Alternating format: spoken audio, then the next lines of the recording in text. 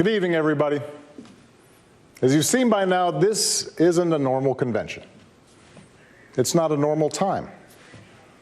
So tonight, I want to talk as plainly as I can about the stakes in this election. Because what we do these next 76 days will echo through generations to come. I'm in Philadelphia, where our Constitution was drafted and signed. It wasn't a perfect document. It allowed for the inhumanity of slavery and failed to guarantee women, and even men who didn't own property, the right to participate in the political process. But embedded in this document was a North Star that would guide future generations. A system of representative government, a democracy, through which we could better realize our highest ideals. Through civil war and bitter struggles, we improved this Constitution to include the voices of those who'd once been left out. And gradually, we made this country more just and more equal and more free. The one constitutional office elected by all of the people is the presidency.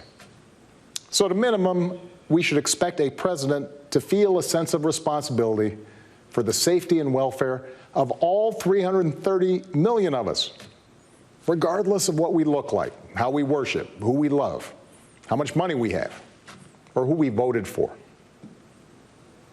But we should also expect a president to be the custodian of this democracy. We should expect that regardless of ego, ambition, or political beliefs, the president will preserve, protect, and defend the freedoms and ideals that so many Americans marched for, went to jail for, fought for, and died for. I have sat in the Oval Office with both of the men who are running for president. I never expected that my successor would embrace my vision or continue my policies.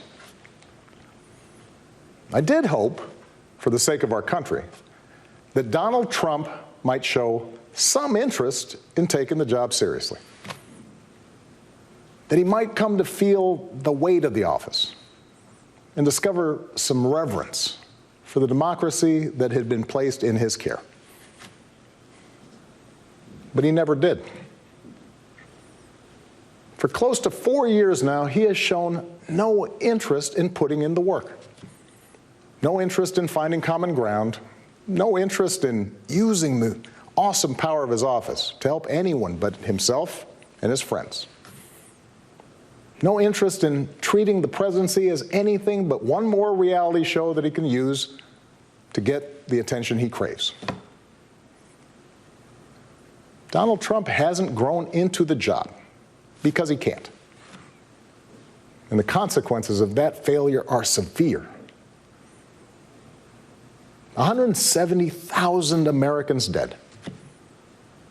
Millions of jobs gone, while those at the top taken more than ever.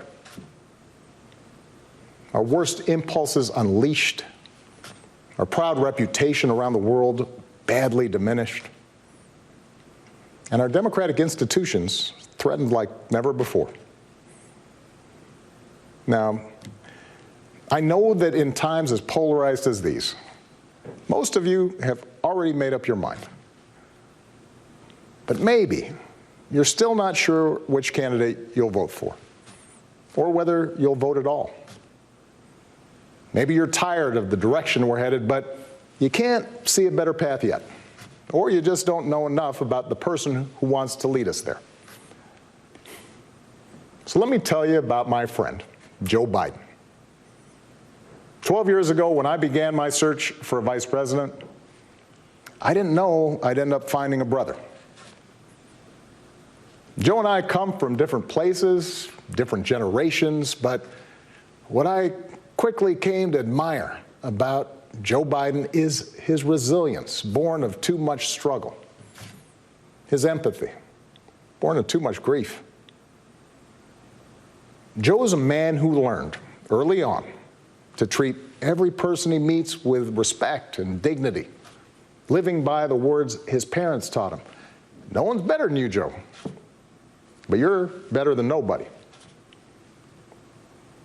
That empathy, that decency, the belief that everybody counts, that's who Joe is. When he talks with someone who's lost her job, Joe remembers the night his father sat him down to say that he'd lost his. When Joe listens to a parent who's trying to hold it all together right now, he does it as a single dad who took the train back to Wilmington each and every night so he could tuck his kids into bed. When he meets with military families who've lost their hero, he does it as a kindred spirit, the parent of an American soldier, somebody whose faith has endured the hardest loss there is.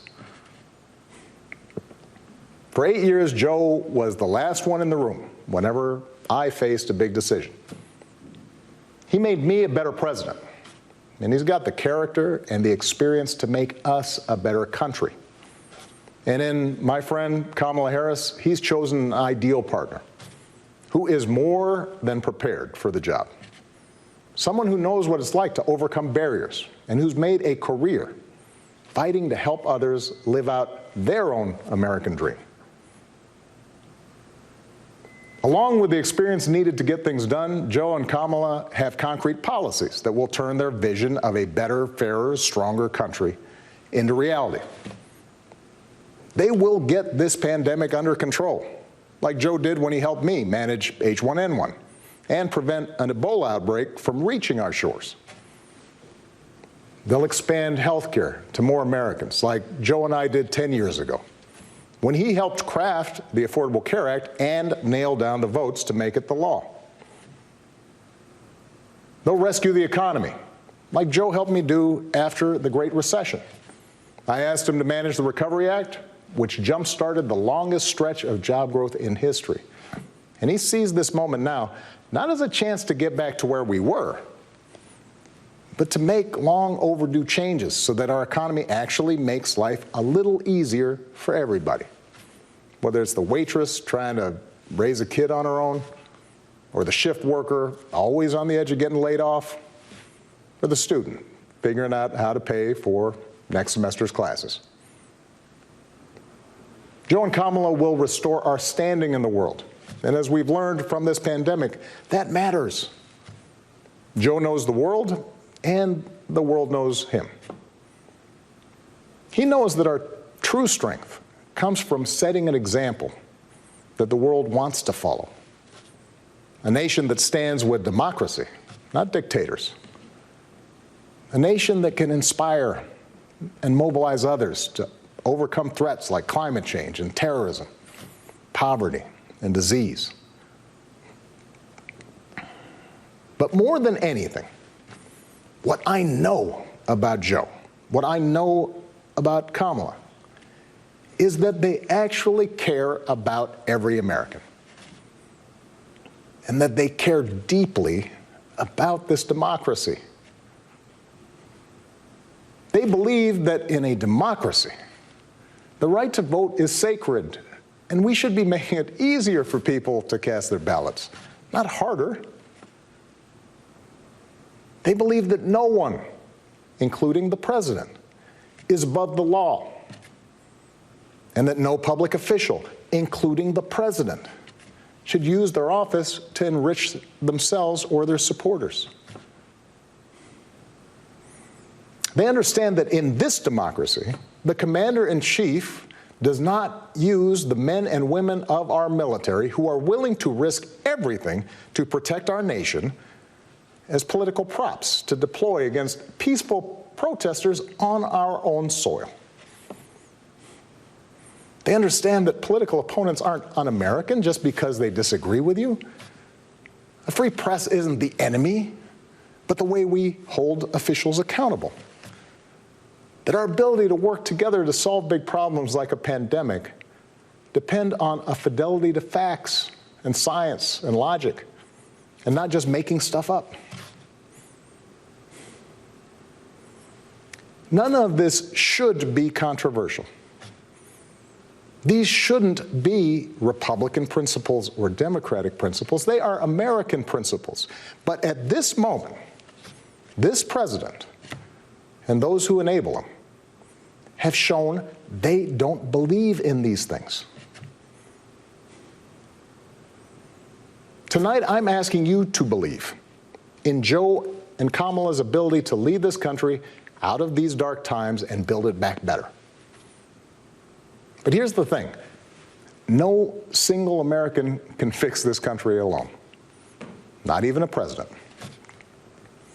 Democracy was never meant to be transactional. You give me your vote, I make everything better. It requires an active and informed citizenry. So I'm also asking you to believe in your own ability, to embrace your own responsibility as citizens, to make sure that the basic tenets of our democracy endure. Because that's what's at stake right now. Our democracy. Look, I understand why a lot of Americans are down on government.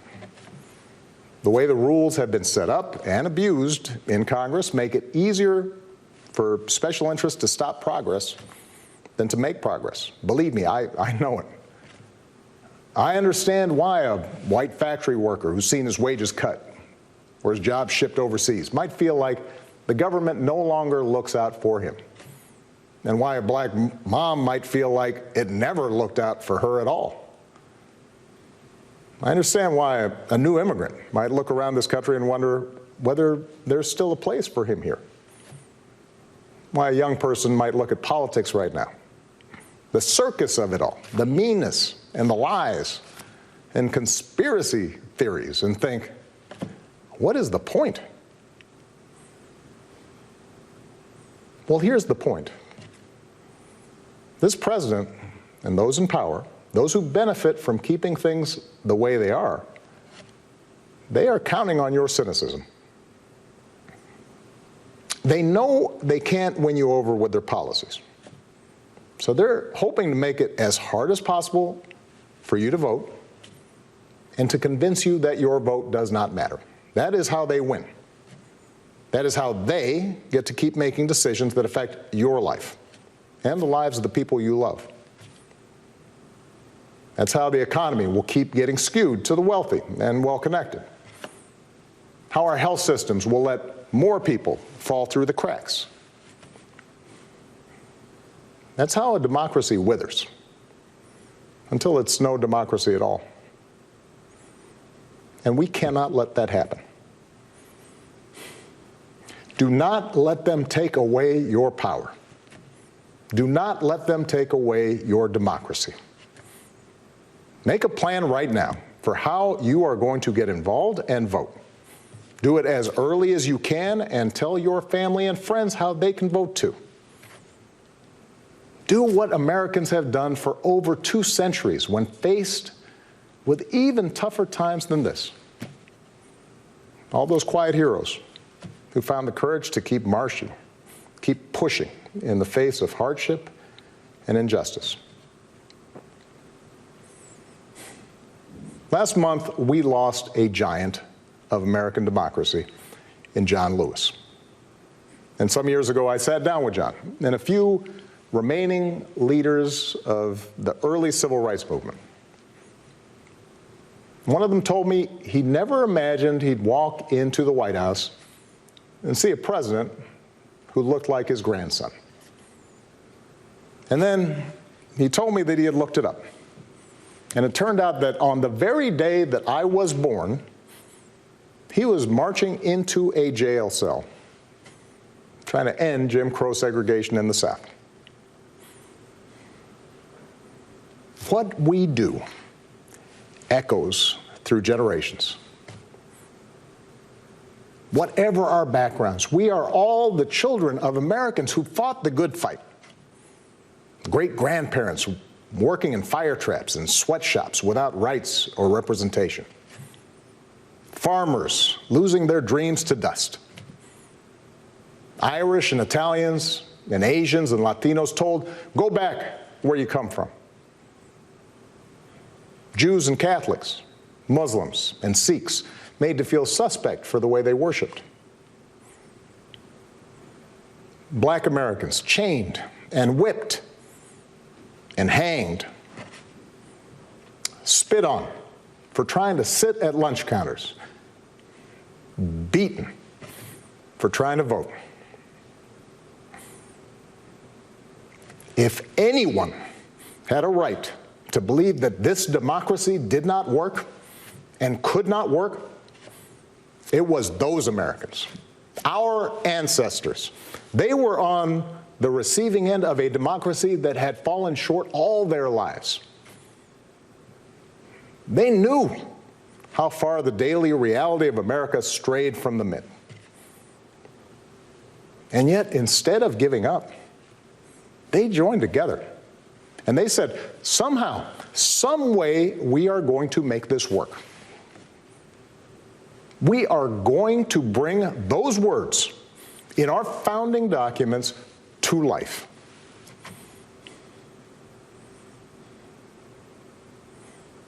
I have seen that same spirit rising these past few years. Folks of every age and background who packed city centers and airports and rural roads so that families wouldn't be separated, so that another classroom wouldn't get shot up, so that our kids won't grow up on an uninhabitable planet.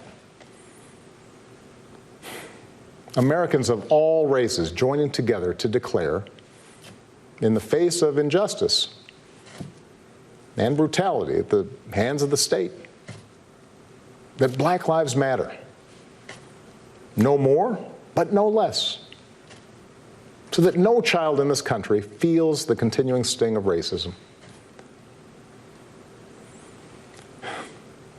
To the young people who led us this summer, telling us we need to be better, in so many ways, you are this country's dreams fulfilled. Earlier generations had to be persuaded that everyone has equal worth. For you, it's a given, a conviction. And what I want you to know is that for all its messiness and frustrations, your system of self-government can be harnessed to help you realize those convictions for all of us. You can give our democracy new meaning. You can take it to a better place. You're the missing ingredient. The ones who will decide whether or not America becomes the country that fully lives up to its creed. That work will continue long after this election. But any chance of success depends entirely on the outcome of this election. This administration has shown it will tear our democracy down if that's what it takes for them to win. So we have to get busy building it up by pouring all our efforts into these 76 days and by voting like never before for Joe and Kamala and candidates up and down the ticket so that we leave no doubt about what this country that we love stands for today and for all our days to come. Stay safe. God bless. Hi, everyone. George Stephanopoulos here. Thanks for checking out the ABC News YouTube channel. If you'd like to get more videos, show highlights, and watch live event coverage, click on the right over here to subscribe to our channel. And don't forget to download the ABC News app for breaking news alerts. Thanks for watching.